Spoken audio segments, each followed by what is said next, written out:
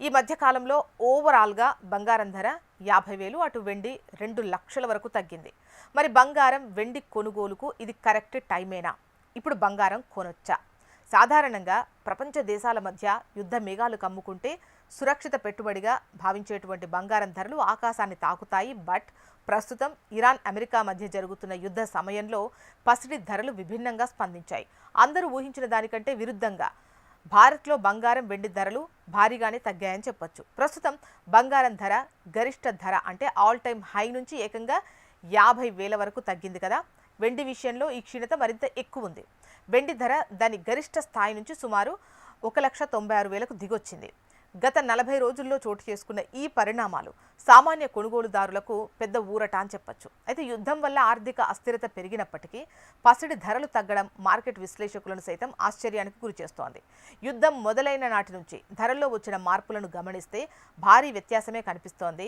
ఫిబ్రవరి 28వ తేదీన 10 గ్రాముల బంగారం ధర 1,64,730 వద్ద ఉంది. ఏప్రిల్ 10 నాటికి అది 1,50,305కు పడిపోయింది. అంటే కేవలం ఈ యుద్ధ కాలంలోనే బంగారం ధర 14,000 కంటే ఎక్కువకు తగ్గింది. ఇక వెండి ధర కూడా ఫిబ్రవరి 28న కిలో 2,55,000, ప్రస్తుతం 2,39,934 ఉంది. మల్టీ కామోడిటీ ఎక్స్చేంజ్లో ఒకప్పుడు బంగారం 2,02,000 పలికింది. వెండి వచ్చేసి 4,39,000కు చేరింది. ఆల్ టైమ్ హైని తాకాయి. వాటితో పోలిస్తే ఇప్పుడు బంగారం ఓ 50,000 తగ్గింది. వెండి 2 లక్షల వరకు తగ్గింది. గత వారం అమెరికా ఇరాన్ మధ్య కాల్పుల విరమణ ప్రకటన రావడంతో ధరల్లో స్వల్ప పెరుగుదల కనిపించింది. అయితే తాజాగా ఇరు దేశాల మధ్య జరిగిన చర్చలు విఫలమయ్యాయి. ఒప్పంద నిబంధనలపై ఏకాభిప్రాయం కుదరలేదు. హర్ముజ్ జలసంధి వద్ద ఉద్రిక్తతలు అలాగే ఉన్నాయి. ఈ చర్చలు విఫలం కావడం వల్ల యుద్ధం మరింత ముదిరే ఛాన్స్ ఉందని నిపుణులు భావిస్తున్నారు. దీనివల్ల సరఫరా గొలుసు దెబ్బతినే ఛాన్స్ ఉంది.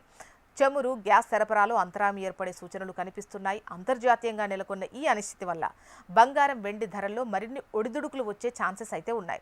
ధరలు పడిపోతున్న ప్రస్తుత తరుణంలో కొనుగోలు చేయాలా లేక ఇంకా తగ్గుతాయా అని వేచి చూడాలా అనేది పెద్ద క్వశ్చన్ అని చెప్పొచ్చు. అయితే నిపుణుల అంచనా ప్రకారం అయితే యుద్ధం మరింత తీవ్రమైతే ధరల్లో మళ్లీ మార్పులు రావచ్చు. అందుకే ధరలు తక్కువగా ఉన్నప్పుడే కొనుగోలు చేయడం ఉత్తమం అని భావిస్తున్నారు.